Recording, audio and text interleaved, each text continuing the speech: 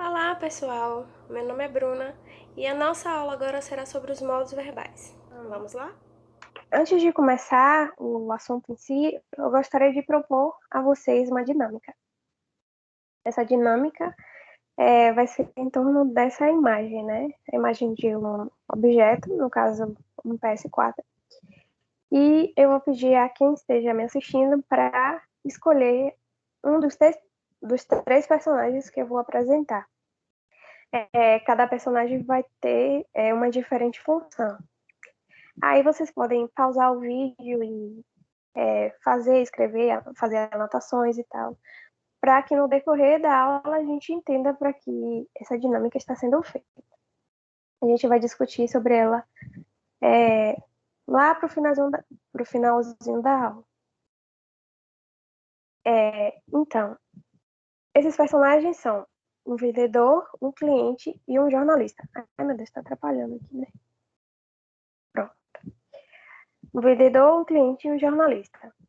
A função do vendedor vai ser de vender o objeto, né? Ele vai tentar convencer o cliente a adquirir o seu produto, né? Que no caso é o PS4. Já o cliente vai rebater esse revendedor. De que forma?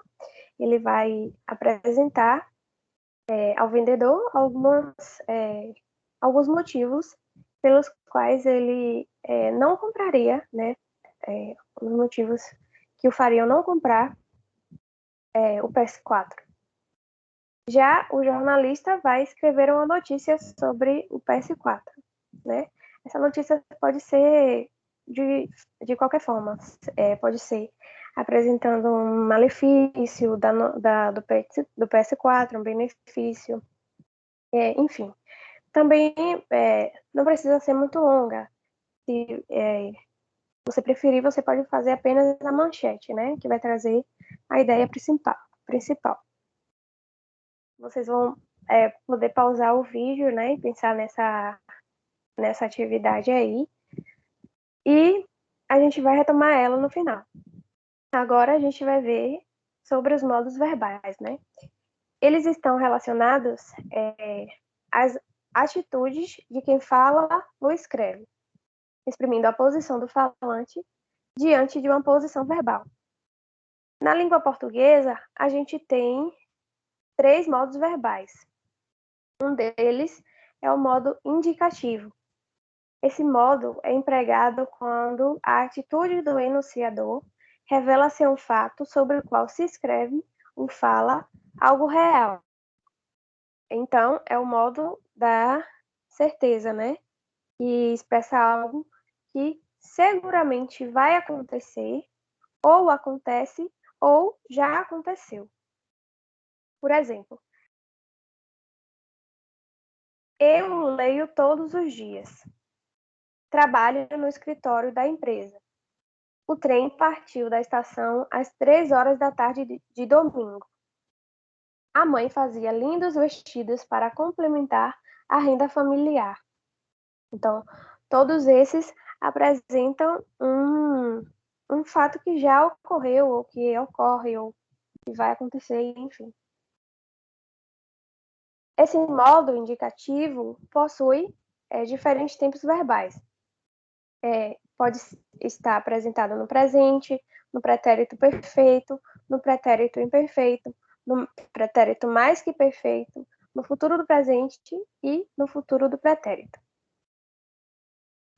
O segundo modo é o modo subjuntivo. Esse modo é empregado quando a atitude do enunciador revela conteúdos emocionais que expressam ideias de dúvida ou incerteza. Esse modo também pode apresentar a possibilidade de algo que pode estar vir a acontecer, né? Que está vir a acontecer. Por exemplo, se tudo der certo, viajaremos na sexta-feira à tarde. Talvez eu vá na festa da escola. Então, ambos os exemplos apresentam uma possibilidade, né? É algo que poderá acontecer. Esse modo subjuntivo possui os tempos verbais presente, pretérito imperfeito e futuro. O último modo é o modo imperativo. Esse modo é empregado quando a atitude do enunciador exprime a ideia de ordem ou pedido. Esse é o modo que é geralmente empregado quando se tem a finalidade de convencer o interlocutor a cumprir a ação que é indicada pelo verbo. Então, é o modo da persuasão, né? É o modo da ordem, do pedido, do conselho, do convite. Leia todos os dias, nem que seja um pequeno texto. Faça um favor de se comportar na escola. Fique quieto. Então, esses exemplos expressam bem uma ordem, né? Ou um pedido. Esse modo, diferentemente do que acontece nos outros modos verbais, é indeterminado em relação ao tempo. Isso porque, por se tratar de uma ordem ou de um pedido, infere-se que a ação ocorrerá no futuro, né? E ele também não possui a primeira pessoa no singular, nem na terceira pessoa. A representação desse modo é feita pelo pronome você. Ele também apresenta duas formas distintas, o imperativo afirmativo e o imperativo negativo. Por exemplo, chegue cedo em casa. É um afirmativo. Não diga nada aos meus pais. É uma negativa, né?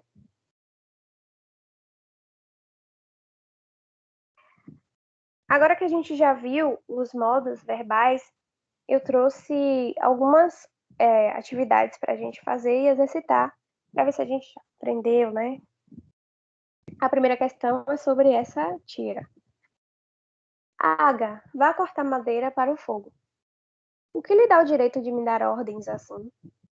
Frango assados e bolinho para jantar. Bolinhos para jantar. Ai, ai, a vida é feita de trocas. A questão 1 é sobre a tirinha. Releia o primeiro balãozinho da tira. Em seguida, identifique o verbo no imperativo que o compõe. Vamos voltar para ler o primeiro balão. Aga, vá cortar madeira para o fogo. Então, qual é o verbo que está no modo imperativo? É o verbo vá, né?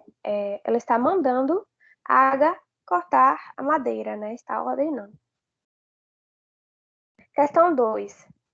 O verbo no imperativo identificado acima indica um desejo de Helga, uma ordem da Helga, um conselho de Helga ou uma sugestão de Helga.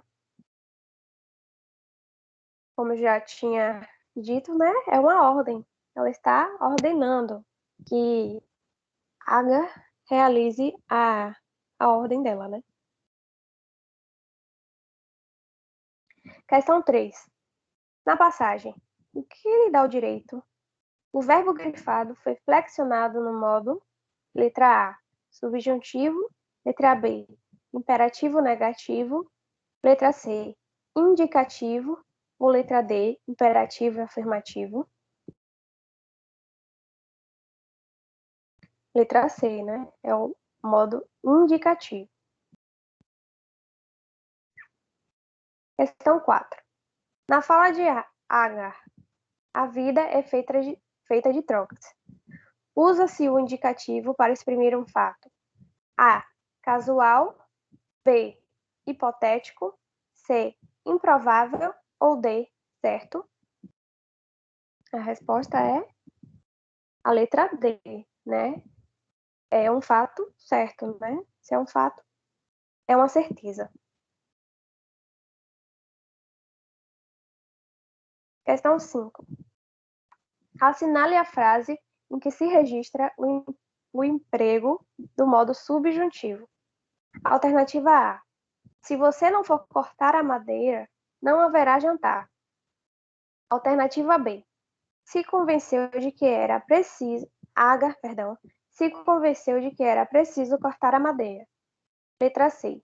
Corte a madeira, Agar, pois preciso preparar o frango assado e os bolinhos. Letra D. Helga se irritou com a pergunta feita por Agar. Então, qual é a frase que registra o emprego do modo subjuntivo?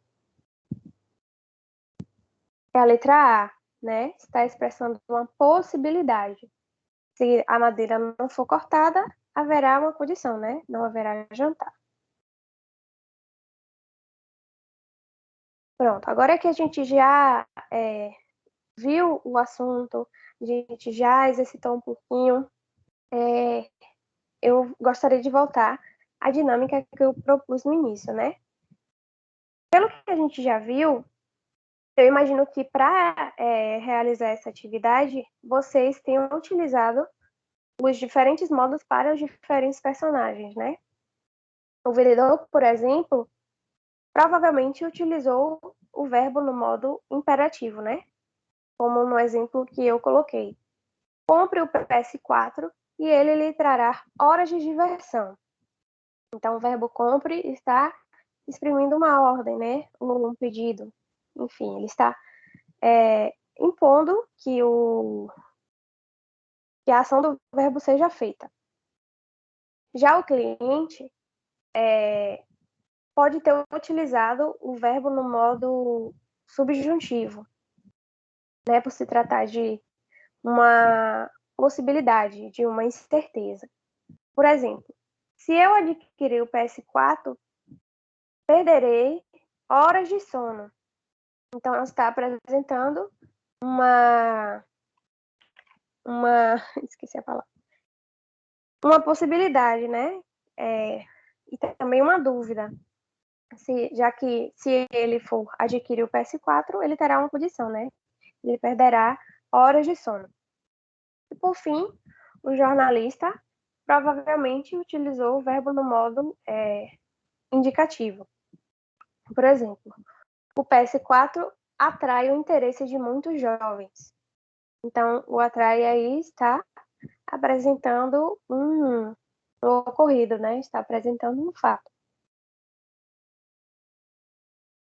Para finalizar a nossa aula, eu separei algumas propagandas e algumas notícias para a gente perceber como esses modos verbais estão colocados, né? Se expressam na frase. O primeiro exemplo é o do Guaraná Antártica. Tá na pegada? Se liga, tome essa atitude. Então, se liga e o tome está aí no modo imperativo, né? Indicando uma ordem, né? Meninos da escola do Cerrado aprenderam com a natureza. Então, esse aprenderam aí está falando sobre um ocorrido, sobre algo que aconteceu. Compre batom, compre batom, compre batom. Também no modo imperativo, né? Está solicitando ou mandando você comprar o batom. Catar distribui milhões de dólares em ajuda para famílias pobres de Gaza. Passou sem querer. Aqui. Então, esse distribui também está indicando, está no modo indicativo, né? E está indicando sobre algo que também ocorreu. Ou ocorre. Tome gelado neste verão. Também é uma propaganda que usa o verbo no modo imperativo, né? Para convencer quem está assistindo a propaganda, quem está lendo a propaganda, a realizar aquela ação.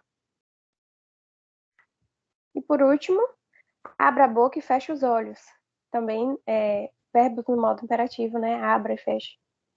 Também solicitando que a ação do verbo seja feita. E é isso. Aqui eu trago mais referências e finalizo a minha aula. Eu espero que vocês tenham gostado e até mais.